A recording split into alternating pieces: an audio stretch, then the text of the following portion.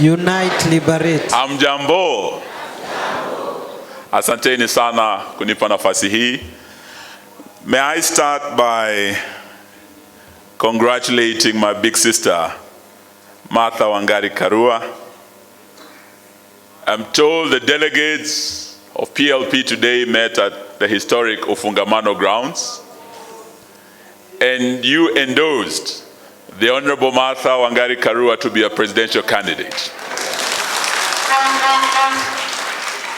We are here as witnesses, and we have heard her speak that she is ready to be the 6th president of the Republic of Kenya. And we are here to say congratulations. But also congratulate PLP. We were with you in February when you rebranded your party. We were at Liberation House, you remember?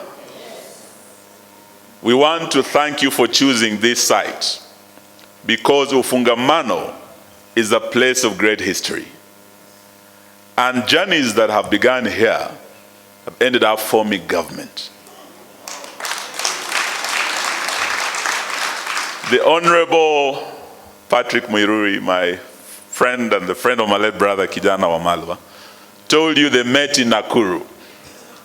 He was there with Kibaki, my late brother Mike and Gilu.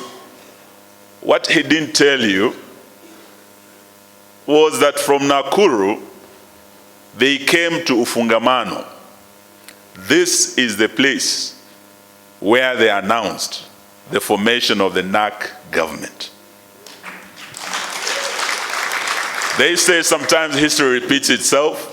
I want you to remember this day when we formed the next government, and we are just across that fence in that house after one term. Yahuyo Mutu, you remember that journey began where? Here. And it began today. So we are very, very honored to be here with you. And I want to say to my big sister, I was honored by the Democratic Action Party to take up the flag bearer into the next race. And today, seeing the PLP giving you that honor, may I say to you, it's just not an honorable thing, it is also a very onerous task you have undertaken. To lead this great party into the next presidential election. But we are here to tell the members of the PLP party, Martha Wangari Karua will not walk alone. We will walk with her. We are here to tell you that unity is not an option. It is an imperative of our time. And we are going to make sure we stay united the way you saw us at Liberation House in February. Si umetuona bado tuko pamoja? Hii safari iendelee isiendelee? Urafiki huu uendelee usiendelee?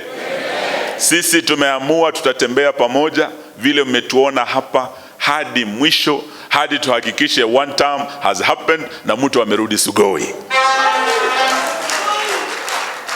We also want to assure you that the woman you have chosen as your leader and flag bearer, I have met great women in this continent who became president.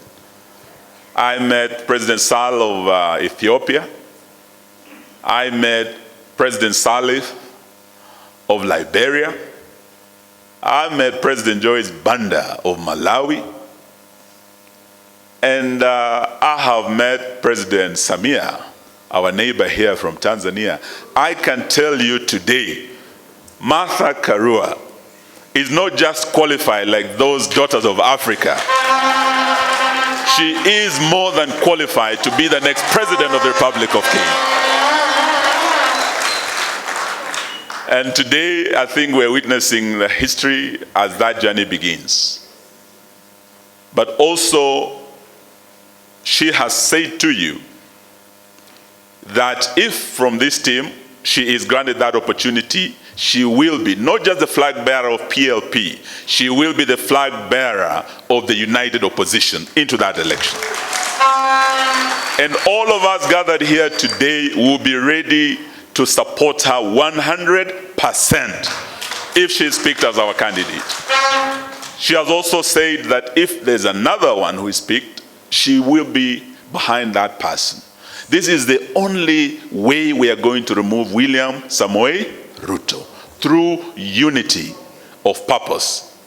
And through the words of one great leader, Professor Saitoti, who once said, there comes a time when a nation is more important than an individual. A time is coming when it will be a sacrifice that we must make, kukomboa Kenya hii. Kenya will be more important than our personal ambitions. This team gathered here today has made that decision, that we will bear any price, any burden, make any sacrifice to make this a reality and to make William Ruto a one-term president. Are you ready? Yes. I've heard your SG, my good friend, remind you the 29th of this month will be a very important day. I see very many Gen Zs in this hall. Gen Z mupo. You have a date with destiny on the 29th. That day is very important. Saying one term alone is not enough.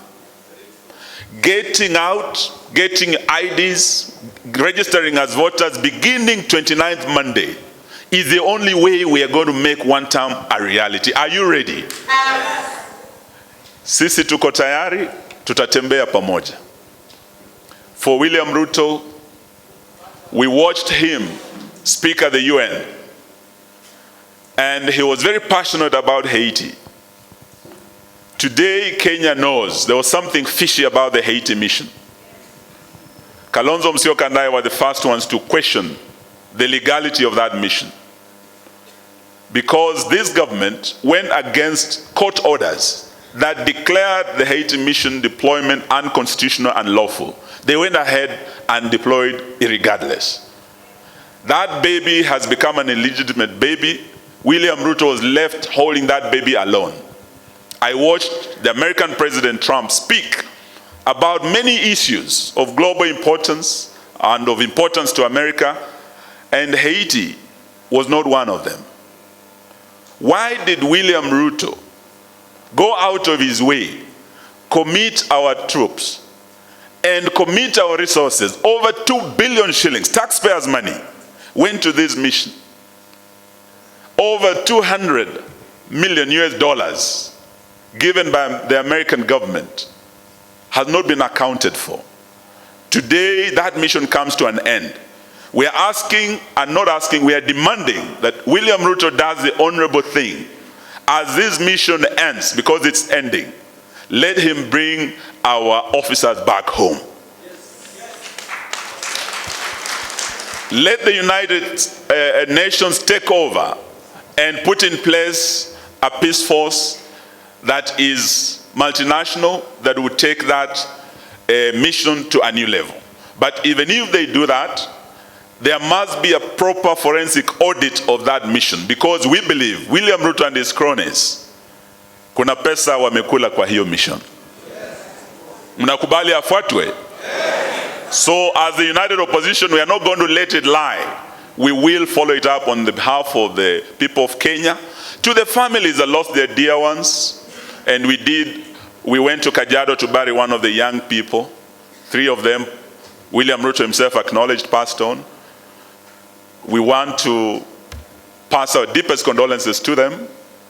And as we move forward, this team is ready for the job you are going to give them. Martha Karua was my predecessor at the Ministry of Water. The water reforms she brought in Kenya today is what has put Kenya on the global map. She again preceded me at the Ministry of Justice.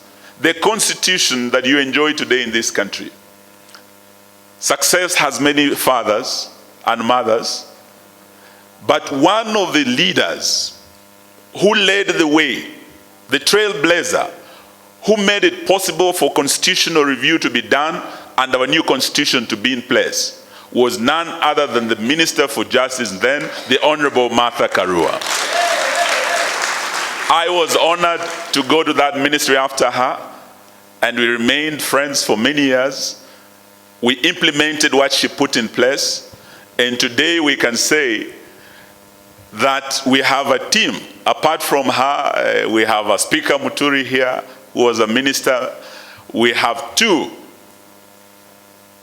gentlemen here who have been second in command in our country. The 10th Vice President of the Republic of Kenya, Kalonzo Musyoka, is part of this team. The second Deputy President of the Republic of Kenya, Rigathi Gachagua, is part of this team. What you are seeing here is a team that is ready on day one to lead this country. It is a team that has worked with Kibaki and put in place the best policies this country has seen. A team, some of us have worked with Uhuru, some of the best policies in the health sector, in education, including Linda Mama, including Educare, policies that work, free primary education under Kibaki. This is a team that from day one will reverse the bad and failed policies of this failed regime. Beginning with Sha, She, She, Sho. Beginning with housing levy, which is the biggest scandal ever. This is the team that's going to reverse all those bad policies and restore the dignity of the pay slip of every Kenyan worker. This is the team that's going to do that job.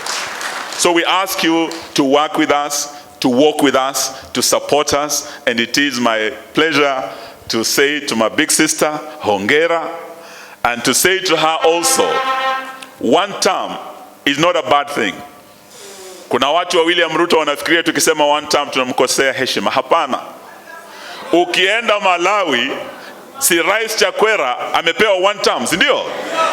Wiki hii, juzi, Malawi wameamua, because Chakweranomics failed, just the way Rutonomics has failed Kenyans. Na wamemwambia aende asiende. Ukienda Liberia, George where nomics failed, just the way Rutonomics have failed Kenyans. Huyo jamaa wa Liberia alikuwa the same age as Ruto, aliambiwa ni one. Good luck Jonathan kule Nigeria, aliambiwa ni one. So Ruto tukikwambia one term, Wakenya wakiamua itakuwa one. Ama mnasemaje? Na mimi nakubaliana na Martha Karua ya kwamba hata sisi tunaochukua tusikue kama huu jamaa anaisi lazima ikue two term.